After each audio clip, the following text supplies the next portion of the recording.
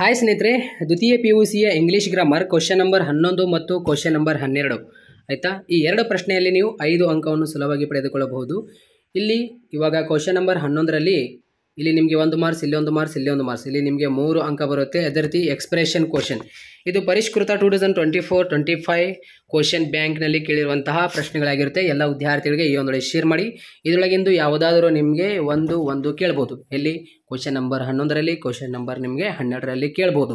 Expression question ಆಗಿರುತ್ತೆ. ಇದು very important ಕ್ವಶನ್ಸ್ಗಳಾಗಿರುತ್ತೆ. ಇಲ್ಲಿ ಎಲ್ಲ ಪ್ರಶ್ನೆಗಳಿಗೆ ಆನ್ಸರ್ ಮಾಡ್ತಾನೆ ಎಲ್ಲ ವಿದ್ಯಾರ್ಥಿಗಳು ಈ ಒಂದು ವಿಡಿಯೋ ಪೂರ್ತಿ ಕೊನೆವರೆಗೆ ನೋಡಿ. ಕೆಳಗಡೆ ಕಮೆಂಟ್ ಬಾಕ್ಸ್ನಲ್ಲಿ ನಾನು MCQ ಕ್ವಶನ್ ಮೇಲೆ 2024ನಲ್ಲಿ ಒಂದು ವಿಡಿಯೋ ಮಾಡಿದ್ದೇನೆ. ಆ ಒಂದೇ ವಿಡಿಯೋ ನೋಡ್ಕೊಂಡ್ರೆ ಸಾಕು. ಅದರೊಳಗಿಂದು MCQ ಕ್ವಶನ್ ಅಷ್ಟೇ ನೋಡ್ಕೊಳ್ಳಿ ಆಯಿತಾ. ಅದರೊಳಗೆ ಮ್ಯಾಚ್ ದ ಫಾಲೋಯಿಂಗ್ ಕ್ವಶನ್ ಅದಾವೆ, ಅದು 2024ನಲ್ಲಿ ಇಂಟ್ರೊಡ್ಯೂಸ್ ಮಾಡಿದರು. MCQ ಕ್ವಶನ್ ಮೇಲೆ ಸಪ್ರೇಟಾಗಿ ವಿಡಿಯೋ ಮಾಡಿದ್ದೇನೆ. ಕೆಳಗಡೆ ಕಮೆಂಟ್ ಬಾಕ್ಸ್ ಲಿಂಕ್ ಇರುತ್ತೆ, ಎಲ್ಲ ವಿದ್ಯಾರ್ಥಿಗಳು ಹೋಗಿ ನೋಡ್ಕೊಳ್ಳಿ ಆಯಿತಾ. ಮತ್ತು ಬೇರೆ ಪ್ರಶ್ನೆಗಳಿಗೆ ನಾನು ಇಲ್ಲಿ ಆನ್ಸರ್ ಮಾಡ್ತಾ ಇರ್ತೇನೆ. ಇದುವರೆಗೆ ನಮ್ಮ ಎಜುಕೇಷನ್ ಕನ್ನಡ ಯೂಟ್ಯೂಬ್ ಚಾನಲ್ಗೆ ಯಾರು ಸಬ್ಸ್ಕ್ರೈಬ್ ಇಲ್ಲ ಅಂದರೆ ಚಾನಲ್ಗೆ ಸಬ್ಸ್ಕ್ರೈಬ್ ಆಗಿರಿ, ಹಾಗೆ ಬೆಲ್ ಮೇಲೆ ಕ್ಲಿಕ್ ಮಾಡಿ. ಪ್ರತಿಯೊಂದು ನೋಡಿ ನಿಮಗೆ ತಪ್ಪದೇ ಬರುತ್ತೆ ಆಯಿತಾ. ಇಲ್ಲಿ ಕ್ವಶನ್ ನಂಬರ್ 11 ಮೊದಲಿಗೆ ನೋಡೋಣ. Fill in the blanks passage form of the given in the brackets, ಈ ಒಂದು ಪ್ರಶ್ನೆ ಆಗಿರುತ್ತೆ. ಈ ಒಂದು ಪ್ರಶ್ನೆಗೆ ಆರಾಮಾಗಿ ನೀವು ಆನ್ಸರ್ ಮಾಡಬಹುದು.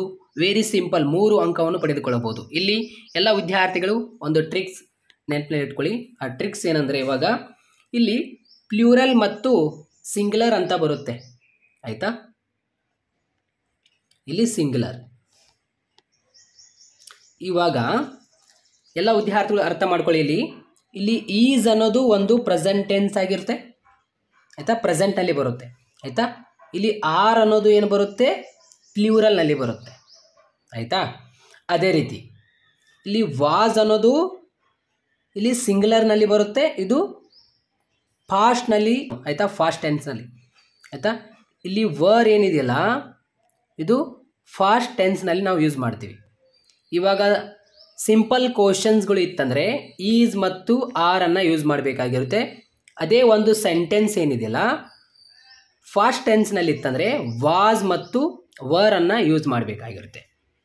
ಇಲ್ಲಿ ಎಲ್ಲ ವಿದ್ಯಾರ್ಥಿಗಳಿಗೆ ಒಂದು ಏನು ಟ್ರಿಕ್ಸ್ ಹೇಳ್ಕೊಡ್ತೀನಿ. ಎಲ್ಲ ವಿದ್ಯಾರ್ಥಿಗಳು ಅಪ್ಲಿಕೇಬಲ್ ಇದೇ ರೀತಿ ಮಾಡಿರಿ. ವಾರ್ಷಿಕ ಪರೀಕ್ಷೆಯಲ್ಲಿ ನಿಮಗೆ ಡೆಫಿನೆಟ್ಲಿ ನಿಮಗೆ 3ಕ್ಕೆ 3 ಮಾರ್ಕ್ಸ್ ಕೊಡ್ತಾರೆ.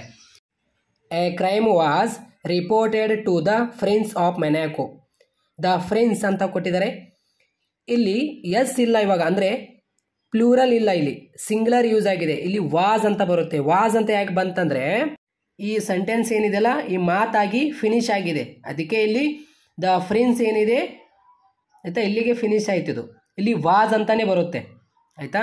ಇಲ್ಲಿ ವಾಸ್ ಅಂತ ಬರುತ್ತೆ ಆಯಿತಾ. ಇಲ್ಲಿ 1 ಮಾರ್ಕ್ಸ್ ಬಂತು ನಿಮಗೆ. ಇಲ್ಲಿ ಬ್ರೆಕೆಟ್ನಲ್ಲಿ ಬರಿಬೇಕಲ್ಲ, 1 ಮಾರ್ಕ್ಸ್ ಬಂದಿಲ್ಲ ಇನ್ನೂ ನಿಮಗೆ ಆಯಿತಾ. ಇಲ್ಲಿ ವಾಸ್ ಅಂತ ಬರಿಬೇಕು, ಇಲ್ಲಿ ವಾಸ್ ಬರುತ್ತೆ.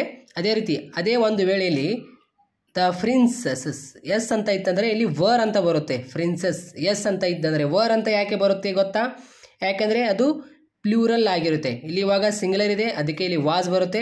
ಇಲ್ಲಿ ಅಮೇಜ್ ಇದ್ದಿದ್ದು ಏನಾಗುತ್ತೆ, ಅಮೇಜ್ಡ್ ಆಗುತ್ತೆ. ಡಿ ಅಂತ ಅಷ್ಟೇ ಬರಿಬೇಕು. ಇಲ್ಲಿ ನಿಮಗೆ V3 ಫಾರ್ಮ್ನಲ್ಲಿ ಮಾಡ್ಕೋಬೇಕಾಗಿರುತ್ತೆ. ಇಲ್ಲಿ ನಿಮಗೆ 1 ಮಾರ್ಕ್ಸ್ ಬಂತು. ಇವಾಗ ಬ್ರಾಕೆಟ್ನಲ್ಲಿ ಏನು ಕೊಟ್ಟಿರ್ತಾರಲ್ಲ ಅದು V3 ಫಾರ್ಮ್ನಲ್ಲಿ ಮಾಡ್ಕೋಬೇಕು. ಇವಾಗ ಇಲ್ಲಿ ಅಮೇಜ್ ಇದೆ, ಇಲ್ಲಿ ಡಿ ಅಂತ ಅಷ್ಟೇ ಬರಿಬೇಕು. ಮುಂದೆ ಡಿ ಅಂತ ಅಷ್ಟೇ ಬರೆದ್ರೆ ಮುಗೀತು. ಇಲ್ಲಿ 1 ಮಾರ್ಕ್ಸ್ ಬಂತು ಇವಾಗ ನಿಮಗೆ ಆಯಿತಾ. ಫಾರ್ ಎ ಮರ್ಡರ್ ಅಂತ ಇದೆ ಆಯಿತಾ. ಇಲ್ಲಿ ಮರ್ಡರ್ ಅಂತ ಇದೆ. ಮರ್ಡರ್ ಅಂತ ಏನಿದೆಯಲ್ಲ ಇಲ್ಲಿ ವಾಸ್ ಬರುತ್ತೆ. ವಾಸ್ ಯಾಕೆ ಬರುತ್ತೆ ಹೇಳಿ ನೋಡೋಣ. ಯಾಕೆಂದರೆ ಅಲ್ಲಿ ಸಿಂಗ್ಯುಲರ್ ಇದೆ, ಏಕವಚನ ಇದೆ, ಒಬ್ಬರೇ ಏಕವಚನ. ಇಲ್ಲಿ ದ ಫ್ರೆಂಡ್ಸ್ ಹೆಂಗೆ ಇಲ್ಲಿ ಬಂದಿತ್ತಲ್ಲ ಅದೇ ರೀತಿ ಇಲ್ಲಿ ಮರ್ಡರ್ ಅಂದ ತಕ್ಷಣ ಇಲ್ಲಿ ವಾಸ್ ಅಂತ ಬರುತ್ತೆ ಆಯಿತಾ. ಇಲ್ಲಿ ವರ್ ಅಂತ ಬಂದಿಲ್ಲ, ಯಾಕೆ ಮರ್ಡರ್ಸ್ ಅಂತ ಇಲ್ಲ. ಅಲ್ಲಿ ಮರ್ಡರ್ಸ್ ಅಂತ ಇತ್ತಂದರೆ ವರ್ ಅಂತ ಬರ್ತಿದ್ದು. ಇದು ಕಮಿಟ್ ಇದ್ದಿದ್ದೇನಾಗುತ್ತೆ V3 ಫಾರ್ಮ್ನಲ್ಲಿ ಕಮಿಟೆಡ್, TED ಆಯಿತಾ. ಟಿ ಅವರೇ ಕೊಟ್ಬಿಟ್ಟಿದ್ದಾರೆ, ಇನ್ನೊಂದು ಟಿ ಹಾಕಿ ED ಅಂತ ಬರೆದ್ಬಿಟ್ರೆ ಮುಗೀತು, ಕಮಿಟೆಡ್ ಅಂತ ಆಯಿತಾ. ಇನ್ ಹೀಸ್ ಟೈ ಕಿಂಗ್ಡಮ್ ಆಯಿತಾ, ಫಿನಿಶ್ ಆಯಿತು. ಇಲ್ಲಿ ದ ಮಿನಿಸ್ಟರ್ಸ್ ಅಂತ ಇದೆ ನೋಡಿ. ದ ಮಿನಿಸ್ಟರ್ಸ್ ಅಂತ ಏನಿದೆಯಲ್ಲ ಇಲ್ಲಿ ವರ್ ಅಂತ ಬರುತ್ತೆ. ವರ್ ಅಂತ ಯಾಕೆ ಬಂತಂದರೆ ಇಲ್ಲಿ ಬಹುವಚನ. ಇಲ್ಲಿ ಎಸ್ ಅಂತ ಬಂದರೆ ವರ್ ಅಂತಾನೆ ಬರೀರಿ ಸಾಕಾ. ಇಲ್ಲಿ ಮಿನಿಸ್ಟರ್ಸ್ ಅಂತ ಇದೆ ಇವಾಗ, ಸೊ ವರ್ ಅಂತಾನೆ ಬರೀರಿ. ಇಲ್ಲಿ ಬ್ರಾಕೆಟ್ನಲ್ಲಿ ಇವಾಗ V3 ಫಾರ್ಮ್ ಮಾಡ್ಕೋಬೇಕು ಆಯಿತಾ. ಸಮ್ಮೇನ್ ಇದೆ, ಸಮ್ಮೇನ್ಡ್ ED ಅಂತ ಬರಿಬೇಕು. ಟು ಡಿಸ್ಕಸ್ ದ ಮ್ಯಾಟರ್ ಅಂತ. ಇಷ್ಟೇ ಮುಗೀತು. ಇಷ್ಟೇ ಬರೆದ್ರೆ ನಿಮಗೆ 3 ಮಾರ್ಕ್ಸ್ ಸಿಗುತ್ತೆ ಆಯಿತಾ. ಒಂದು ಇಲ್ಲಿ ನಿಮಗೆ ಟ್ರಿಕ್ಸ್ ಏನಂದರೆ ಇಲ್ಲಿ ವಾಸ್ ಅಂತ ಬರುತ್ತೆ, ಇಲ್ಲಿ ಅಮೇಜ್ ಇದ್ದಿದ್ದು ಅಮೇಜ್ಡ್ ಆಗುತ್ತೆ, ಇಲ್ಲಿ ವಾಸ್ ಅಂತ ಬರುತ್ತೆ, ಇಲ್ಲಿ ಕಮಿಟ್ ಇದ್ದಿದ್ದು ಕಮಿಟೆಡ್ ಆಗುತ್ತೆ, ಇಲ್ಲಿ ವರ್ ಅಂತ ಹೇಗೆ ಬರುತ್ತೆ ಅಂದರೆ ಯಾಕೆಂದರೆ ಇಲ್ಲಿ ಮಿನಿಸ್ಟರ್ಸ್ ಎಸ್ ಅಂತ ಇದೆ, ಇಲ್ಲಿ ಸಮ್ಮೇನ್ ಇದೆ ಸಮ್ಮೇನ್ಡ್ ಆಗುತ್ತೆ. ಇಷ್ಟೇ ಮುಗೀತು. ಎಷ್ಟು 3 ಮಾರ್ಕ್ಸ್ ಬಂತು ನಿಮಗೆ. ಈ ರೀತಿಯಲ್ಲಿ ನಿಮಗೆ ಕ್ವಶನ್ ಬರುತ್ತೆ ಆಯಿತಾ. ಸಿಂಗ್ಯುಲರ್ ಮತ್ತು ಪ್ಲೂರಲ್ ಮೇಲೆ ನಿಮಗೆ ಕ್ವಶನ್ ಇರುತ್ತೆ. ಇವಾಗ ಇಲ್ಲೊಂದು ಕ್ವಶನ್ ಇದೆ, ಅಬ್ಸರ್ವ್ ಮಾಡಿ. ಇವಾಗ ಇಲ್ಲಿ 1ನೇ ಪ್ರಶ್ನೆ ನೋಡೋದಕ್ಕಿಂತ ಮುಂಚೆ ಇಲ್ಲಿ 2ನೇ ಪ್ರಶ್ನೆ ಅಬ್ಸರ್ವ್ ಮಾಡಿ. ದ ನವಧನ್ಯ ಮೂಮೆಂಟ್, ಇಲ್ಲಿ ನೋಡಿ ಮೂಮೆಂಟ್ಸ್ ಅಂತ ಇಲ್ಲ, ಅಲ್ಲಿ ಎಸ್ ಇಲ್ಲ, ಮೂಮೆಂಟ್ ಅಂತ ಅಷ್ಟೇ ಇದೆ. ಸೊ ಇಲ್ಲಿ ಏನು ಬರುತ್ತೆ, ವಾಸ್ ಬರುತ್ತೆ. ಇಲ್ಲಿ V3 ಫಾರ್ಮ್ ಮಾಡ್ಕೋಬೇಕು, ಬ್ರೆಕೆಟ್ನಲ್ಲಿ ಸ್ಟಾರ್ಟ್ ಕೊಟ್ಟಿದ್ದಾರೆ ಆಯಿತಾ. ಇಲ್ಲಿ ವಾಸ್ ಅಂತ ಬರುತ್ತೆ ಆಯಿತಾ. ಇಲ್ಲಿ ನವಧನ್ಯ ಮೂಮೆಂಟ್ ಅಂತ ಇದೆ, ಎಸ್ ಇಲ್ಲ, ಅಲ್ಲಿ ಎಸ್ ಇತ್ತಂದರೆ ಮೂಮೆಂಟ್ಸ್ ಅಂತ ಇತ್ತಂದರೆ ಅಲ್ಲಿ ವರ್ ಬರ್ತಿತ್ತು ಆಯಿತಾ. ಅಲ್ಲಿ ವಾಸ್ ಬರುತ್ತೆ. ಇವಾಗ ಇಲ್ಲಿ ಸ್ಟಾರ್ಟ್ ಇದ್ದೇನಾಗುತ್ತೆ, ಸ್ಟಾರ್ಟೆಡ್ ಆಗುತ್ತೆ, ಇ.ಡಿ ಅಂತ ಅಷ್ಟೇ ಬರಿಬೇಕು ಆಯಿತಾ. ಮೋರ್ ದೆನ್ 3000 ರೈಸಸ್ ವೆರೈಟೀಸ್, ನೋಡಿ ವೆರೈಟೀಸ್ ಅಂತ ಇದೆ, ಅಲ್ಲಿ ಎಸ್ ಅಂತ ಇದೆ, ಎಸ್ ಅಂತ ಬಂದರೆ ವರ್ ಅಂತಲೇ ಬರೀರಿ, ಅದು ಬಹುವಚನ ಆಗುತ್ತೆ ಪ್ಲೂರಲ್ನಲ್ಲಿ ಆಯಿತಾ. ಇಲ್ಲಿ ಸೇವ್ ಇದ್ದಿದ್ದೇನಾಗುತ್ತೆ V3 ಫಾರ್ಮ್ನಲ್ಲೇ ಮಾಡ್ಕೋಬೇಕು ಆಯಿತಾ. ಸೇವ್ ಇದ್ದಿದ್ದೇನಾಗುತ್ತೆ, ಸೇವ್ಡ್ ಆಗುತ್ತೆ, ಇ.ಡಿ ಮುಗೀತು. ಇಷ್ಟೇ 2 ಮಾರ್ಕ್ಸ್ ಬಂತು ನಮಗೆ ಇವಾಗ ಆಯಿತಾ. ಇಲ್ಲಿ biodiversity intensive form of farming ಅಂತ ಇದೆ.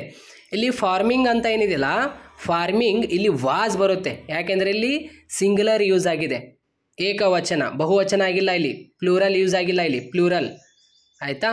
ಇಲ್ಲಿ ವಾಸ್ ಬರುತ್ತೆ ಆಯಿತಾ, ವಾಸ್ ಬರುತ್ತೆ. ಇಲ್ಲಿ V3 ಫಾರ್ಮ್ನಲ್ಲಿ ಮಾಡ್ಕೋಬೇಕು. ಪ್ರಾಕ್ಟೀಸ್ ಇದ್ದಿದ್ದೇನಾಗುತ್ತೆ, ಇ.ಡಿ ಅಂತ ಅಂದರೆ ಡಿ ಅಂತ ಅಷ್ಟೇ ಬರಿಬೇಕು, ಪ್ರಾಕ್ಟೀಸ್ಡ್ ಅಂತ ಇ.ಡಿ ಅಂತ ಅಷ್ಟೇ ಬರಿಬೇಕು ಆಯಿತಾ. ನಿಮಗೆ 3 ಮಾರ್ಕ್ಸ್ ಬಂತು ಸ್ನೇಹಿತರೆ, ಭಾಳ ಈಸಿಯಾಗಿ ನಿಮಗೆ ಕ್ವಶನ್ಸ್ ಕೇಳ್ತಾರೆ ಆಯಿತಾ. ಇವಾಗ ಇಲ್ಲಿ ಒಂದು ಕ್ವಶನ್ ಇದೆ, ಕ್ವಶನ್ ನಂಬರ್ 1ನೇ ಪ್ರಶ್ನೆ. ಇದು ಬಹಳ ವಿದ್ಯಾರ್ಥಿಗಳಿಗೆ ಸ್ವಲ್ಪ ಗೊಂದಲ ಆಗುತ್ತೆ. ಇಲ್ಲಿ ಬಹಳ ಇದು ಪ್ರೆಸೆಂಟ್ ಟೆನ್ಸ್ ಮೇಲೆ ನಿಮಗೆ ಈಸಿ ಕ್ವಶನ್ಸ್ ಆಗಿರುತ್ತೆ ಈ ಒಂದು ಸೆಂಟೆನ್ಸ್ ಆಯಿತಾ. ಇಲ್ಲಿ ಸಿ ಟೀಚರ್ಸ್ ಇಂಗ್ಲೀಷ್ ಅಂತ ಇದೆ, ಇಲ್ಲಿ ಶಿ ಅಂತ ಏನಿದೆಯಲ್ಲ, ಇಲ್ಲಿ ಶಿ ಅನ್ನೋದು ಅಥವಾ ಹಿ ಅನ್ನೋದು ಅಥವಾ ಇಟ್ ಅನ್ನೋದು ಏನಾಗುತ್ತೆ, ಒಂದೇ ಥಿಂಗ್ಸ್ ಕೊಡ್ತಾ ಇದೆ ಇಲ್ಲಿ, ಯಾಕೆಂದರೆ ರಕ್ಷಾ ಅನ್ನೋರು ಒಬ್ಬರೇ ಆದರೆ ಇಲ್ಲಿ ಈಸ್ ಅಂತ ಬರುತ್ತೆ ಆಯಿತಾ. ಇಲ್ಲಿ ಈಸ್ ಅಂತ ಬರುತ್ತೆ ಇಲ್ಲಿ, ಯಾಕೆಂದರೆ ಶಿ ಟೀಚಿಂಗ್ಸ್ ಇಂಗ್ಲೀಷ್ ಆಯಿತಾ, ಒಬ್ಬರೇ ಇಲ್ಲಿ ಅದಾರೆ, ಸೊ ಇಲ್ಲಿ ಈಸ್ ಅಂತ ಬರುತ್ತೆ ಆಯಿತಾ. ಶಿ ಇತ್ತಂದರೆ ಅದು ಈಸ್ ಅಂತ ಬರುತ್ತೆ. ಇಲ್ಲಿ ಗ್ರೀಟ್ ಇದ್ದೇನಾಗುತ್ತೆ V3 ಫಾರ್ಮ್ನಲ್ಲಿ ಗ್ರೀಟೆಡ್ ಆಯಿತಾ, ಇ.ಡಿ ಗ್ರೀಟೆಡ್ ಈ ರೀತಿ ಆಗುತ್ತೆ. ಅದೇ ರೀತಿ her students on her arrival her classes ಅಂತ ಇದೆ, ಇದು ಪ್ಲೂರಲ್ನಲ್ಲಿ ಬರುತ್ತೆ, ಆರ್ ಅಂತ ಬರುತ್ತೆ ಇಲ್ಲಿ ಆಯಿತಾ. ಸರ್ ಇಲ್ಲಿ ಯಾಕೆ ವರ್ ಅಂತ ಬರಲ್ಲ? ಇವಾಗ ಈ ಒಂದು ಸೆಂಟೆನ್ಸ್ ಏನಿದೆಯಲ್ಲ, ಇದು ಪ್ರೆಸೆಂಟ್ ಟೆನ್ಸ್ನಲ್ಲಿ ಸಿಂಪಲ್ ನಿಮಗೆ ಪ್ರಶ್ನೆ ಕೊಟ್ಟಿರ್ತಾರೆ. ನಿಮಗೆ ಹೆಚ್ಚಾಗಿ ವಾಸ್ ಮತ್ತು ವರ್ ಮೇಲೆ ಪ್ರಶ್ನೆ ಇರುತ್ತೆ. ನಾನು ನಿಮಗೆ 1ನೇ ಪ್ರಶ್ನೆ ಹೇಳಿದ್ದೀನಲ್ಲ, ಆ ಒಂದು ಪ್ರಶ್ನೆನೇ ನಿಮಗೆ ಕೇಳ್ತಾರೆ ಆಯಿತಾ. ಇಂಥ ಪ್ರಶ್ನೆಗಳು ಈಸಿ ಕ್ವಶನ್ ನಿಮಗೆ ಕೇಳಂಗಿಲ್ಲ ಆಯಿತಾ. ಇಲ್ಲಿ ಬೈ ಸ್ಟೂಡೆಂಟ್ಸ್ ಶಿ ಅಂತ ಇದೆಯಲ್ಲ, ಅಲ್ಲಿ ಏನಾಗುತ್ತೆ, ಶಿ ಅನ್ನೋದು ಅಲ್ಲಿ ಕೂಡ ಈಸ್ ಅಂತ ಬರುತ್ತೆ. ಅಲ್ಲಿ ರೆಸ್ಪೆಕ್ಟ್ ಇದ್ದಿದ್ದು V3 ಫಾರ್ಮ್ನಲ್ಲಿ ರೆಸ್ಪೆಕ್ಟೆಡ್ ಅಂತ ಬರುತ್ತೆ ಆಯಿತಾ, ರೆಸ್ಪೆಕ್ಟೆಡ್ ಆಯಿತಾ. ಇಲ್ಲಿ ಲವ್ ಇದ್ದಿದ್ದೇನಾಗುತ್ತೆ, ಲವ್ಡ್ ಆಗುತ್ತೆ. ಅರ್ಥ ಆಯಿತಾ ಈ ಒಂದು ಪ್ರಶ್ನೆ.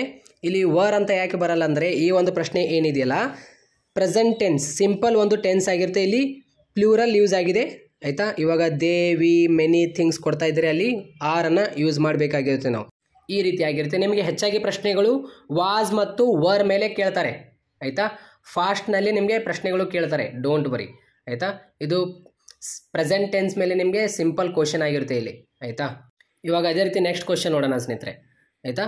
ನೆಕ್ಸ್ಟ್ ಕ್ವಶನ್ ನೋಡಿ, ಏನಿಲ್ಲ ಸ್ನೇಹಿತರೆ, ಇಲ್ಲಿ ಎಸ್ ಅಂತ ಬಂದರೆ ಇಲ್ಲಿ ಇವಾಗ ದ ಮಿನಿಸ್ಟರ್ಸ್ ಅಂತ ಇದೆ, ಇಲ್ಲಿ ವರ್ ಅಂತಲೇ ಬರುತ್ತೆ ಆಯಿತಾ. ಮಿನಿಸ್ಟರ್ಸ್ ಎಸ್ ಅಂತ ಬಂದರೆ ವರ್ ಅಂತಲೇ ಬರೀರಿ. ದ ಫ್ರಿನ್ಸ್ ಅಂತ ಇದೆ, ಅಲ್ಲಿ ವಾಸ್ ಅಂತಲೇ ಬರೀರಿ ಆಯಿತಾ. ಈ ರೀತಿಯಲ್ಲಿ ಆಯಿತಾ ಎಲ್ಲ ವಿದ್ಯಾರ್ಥಿಗಳು ಆಯ್ತಾಯ್ತಾ. ವಾಸ್ ಮತ್ತು ವರನ್ನು ಅಷ್ಟೇ ಬಳಕೆ ಮಾಡಿರಿ ಆಯಿತಾ. ಯಾವುದೇ ಒಂದು ಪ್ರಶ್ನೆ ಕೇಳಿ ಫಾಸ್ಟ್ ಮೇಲೆ ನಿಮಗೆ ಈ ಒಂದು ಪ್ರಶ್ನೆ ಕೇಳ್ತಾರೆ ಆಯಿತಾ. ವಾಸ್ ಮತ್ತು ವರನ್ನು ಯೂಸ್ ಮಾಡಿ. ಇವಾಗ 1ನೇ ಪ್ರಶ್ನೆ ಆಯಿತು, 2ನೇ ಪ್ರಶ್ನೆ ಕೂಡ ಆಯಿತು ಆಯಿತಾ. ಅದೇ ರೀತಿ ಈ ಒಂದು ಪ್ರಶ್ನೆ ಏನಿದೆಯಲ್ಲ 1ನೇ ಪ್ರಶ್ನೆ, ಇದು ಸಿಂಪಲ್ ಒಂದು ಪ್ರಶ್ನೆ ಆಗಿರುತ್ತೆ ನಿಮಗೆ. ಅದೇ ರೀತಿ ಇಲ್ಲಿ 3ನೇ ಪ್ರಶ್ನೆ ಅಬ್ಸರ್ವ್ ಮಾಡಿ. ಇಲ್ಲಿ 3ನೇ ಪ್ರಶ್ನೆ ಏನಿದೆ, ಇಲ್ಲಿ ದೇ ಅಂತ ಏನಿದೆಯಲ್ಲ, ದೇ ಅಂತ ಬಂದರೆ ನೀವೇನು ಮಾಡ್ಕೋಬೇಕಂದ್ರೆ ಆರ್ ಅಂತಲೇ ಬರೀರಿ ಆಯಿತಾ. ಇಲ್ಲಿ ಆರ್ ಅಂತಲೇ ಬರೀರಿ. ಇಲ್ಲಿ ಕ್ಯಾನ್ ಸಿ ಇದೆಯಲ್ಲ, ಅದೇನಾಗುತ್ತೆ, ಕ್ಯಾನ್ ಬಿ ಸೀನ್ ಆಗುತ್ತೆ ಆಯಿತಾ. ಸಿ ಇದ್ದಿದ್ದೇನಾಗುತ್ತೆ, ಅಲ್ಲಿ ಎನ್ ಹಚ್ಚಿಬಿಡ್ರಿ. ಇಲ್ಲಿ ಆರ್ ಬರುತ್ತೆ, ಇಲ್ಲಿ ಕ್ಯಾನ್ ಸಿ ಅಂತ ಅಷ್ಟೇ ಕೊಟ್ಟಿದ್ದಾರೆ, ಕ್ಯಾನ್ ಬಿ ಸೀನ್ ಅಂತ ಬರುತ್ತೆ. ಇನ್ ಪಬ್ಲಿಕ್ ಪ್ಲೇಸಸ್ ಅಂತ ಇದೆ.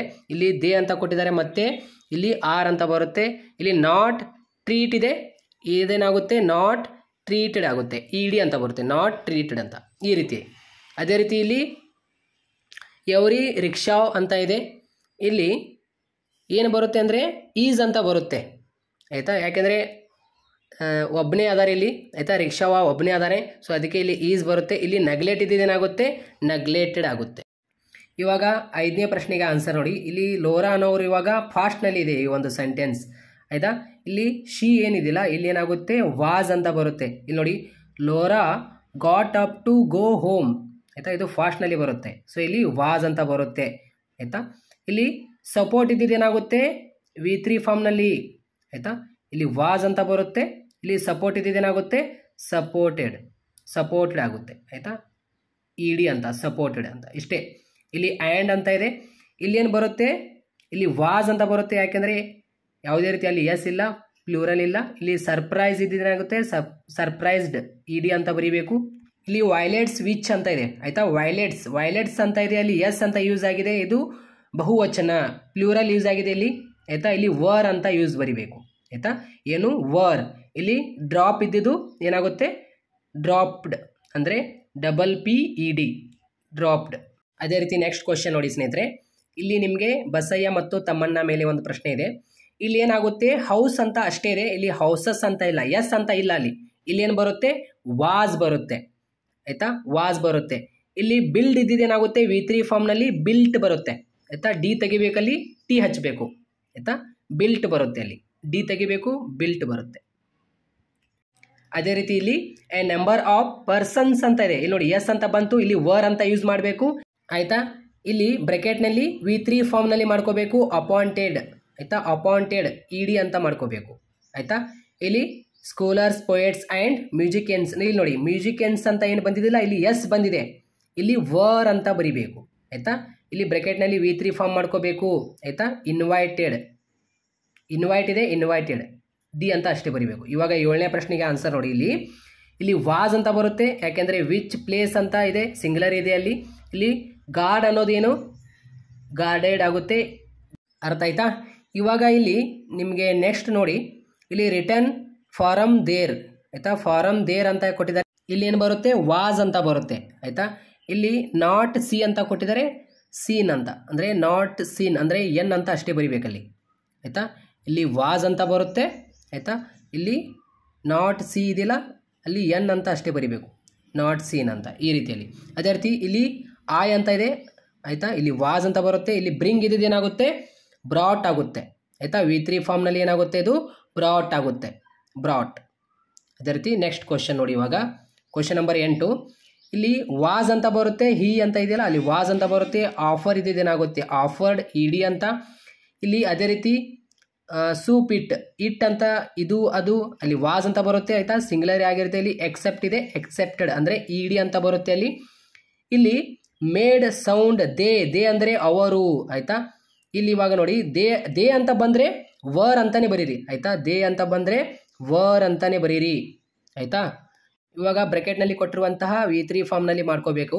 ಇವಾಗ ಇಲ್ಲಿ ಕನ್ಸಿಡರ್ಡ್ ಅಂತ ಕೊಟ್ಟಿದ್ದಾರೆ, ಕನ್ಸಿಡರ್ಡ್ ಇ ಡಿ ಮಾಡ್ಕೋಬೇಕು, ಗೊತ್ತಾಯ್ತಾ. ಈ ಒಂದು ಪ್ರಶ್ನೆಗೆ ಈ ರೀತಿಯಲ್ಲಿ ಆನ್ಸರ್ ಮಾಡಬೇಕು. ಅದೇ ರೀತಿ ಕ್ವಶನ್ ನಂಬರ್ 11 ಆ ಒಂದು ಪ್ರಶ್ನೆಗೆ ಆನ್ಸರ್ ಹೇಗೆ ಮಾಡಬೇಕಂತ ಗೊತ್ತಾಯ್ತಲ್ಲ. ಇವಾಗ question number 12, expression choosing the appropriate expression given in the brackets. ಈ ಒಂದು ಪ್ರಶ್ನೆಗೆ ಆನ್ಸರ್ ಹೇಗೆ ಮಾಡಬೇಕು.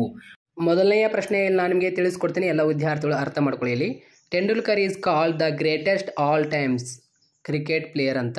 ಹಿ ನೆವರ್ ಡ್ಯಾಶ್ ಅಂತ ಕೊಟ್ಟಿದ್ದಾರೆ, ಅಲ್ಲಿ ಆನ್ಸರ್ ಮಾಡಬೇಕಾಗಿರುತ್ತೆ. ಇಲ್ಲಿ ಕೆಳಗಡೆ ನಮಗೆ ಆಪ್ಷನ್ಸ್ಗಳು ಕೊಟ್ಟಿರ್ತಾರೆ. ಈ ಮೊದಲಿಗೆ ಈ ಪ್ರಶ್ನೆ ಸ್ವಲ್ಪ ಅರ್ಥ ಆದರೆ ಸಾಕು, ಇಲ್ಲಿ ಕೆಳಗಡೆ ನಮಗೆ ಆಪ್ಷನ್ಸ್ ಕೊಟ್ಟಿರ್ತಾರಲ್ಲ ಅದು ಸ್ವಲ್ಪ ಅರ್ಥ ಆದರೆ ಸಾಕು ಆಯಿತಾ. From practice as a young cricketer due to his regular practice he become dash ಕೊಟ್ಟಿದ್ದಾರೆ ಇನ್ ದ ಗೇಮ್ ಅಂತ ಕೊಟ್ಟಿದ್ದಾರೆ. ಅಂದರೆ ತೆಂಡೂಲ್ಕರ್ ಅವರನ್ನು ಎಲ್ಲ ಕಾಲದ ಮಹಾನ್ ಕ್ರಿಕೆಟ್ ಆಟಗಾರ ಎಂದು ನಾವು ಕರೆಯುತ್ತೇವೆ, ನಿಮಗೂ ಕೂಡ ಗೊತ್ತಿದೆ. ಅವನು ಬಾಲ್ಯದ ಸಮಯದಲ್ಲಿ ಅಭ್ಯಾಸದಿಂದ ತಪ್ಪಿಸಿಕೊಂಡಿಲ್ಲ ಅವನು. ಇಲ್ಲಿ ಇವಾಗ ಹಿ ನೆವರ್ ಅಂತ ಇದೆಯಲ್ಲ, ಅಲ್ಲಿ ಒಂದೇದು ಯಾವುದಾಗುತ್ತೆ ಶೈಡ್ ಅವೇ ಆಯಿತಾ, ಶೈಡ್ ಅವೇ ಆನ್ಸರ್ ಆಗಿರುತ್ತೆ. ಹಿ ನೆವರ್ ಶೈಡ್ ಅವೇ ಅಂದರೆ ತಪ್ಪಿಸಿಕೊಂಡಿಲ್ಲ ಅಂತ, ಎಲ್ಲಿಂದ ಅಭ್ಯಾಸದಿಂದ ಅಂತ. ಇವಾಗ ಎರಡನೇದು ಯಾವುದಾಗುತ್ತೆ ವೆಲ್ ವರ್ಸೆಡ್, ಇದು ಎರಡನೇದು ಆಗುತ್ತೆ. ಅಂದರೆ he become a well versed in the game, ಅಂದರೆ ನಿಪುಣನಾಗಿದ್ದನು ಗೇಮ್ನಲ್ಲಿ ಅಂತ. ಈ ರೀತಿಯಲ್ಲಿ ಸ್ವಲ್ಪ ಸ್ವಲ್ಪ ಅರ್ಥ ಮಾಡ್ಕೋಬೇಕು. ಆಮೇಲೆ ಅದಕ್ಕೆ ಸೂಟ್ ಆಗುವಂಥ ಪಿಲ್ಲಿಂದ ಅಪ್ರಾಪ್ರಿಯೇಷನ್ ಎಕ್ಸ್ಪ್ರೆಷನ್ ಮಾಡಬೇಕು ಅಷ್ಟೇ, ಮತ್ತೇನಿಲ್ಲ.